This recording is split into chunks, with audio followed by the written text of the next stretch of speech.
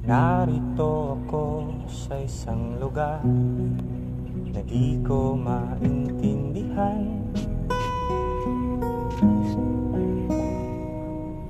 Nakikipagsapalaran sa buhay na ang hantungan ay kawalan. Denumero ang galaw ng tao, bawat gawin ay may presyo. O narito ako sa isang lugar na di ko maintindihan. Daing ng tao'y di pinapansin, nililipad ng hangin. Pangkain sa araw-araw ay di malaman paano pagkakasyahin.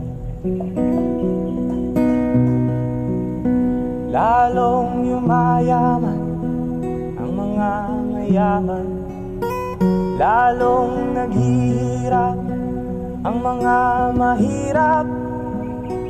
O narito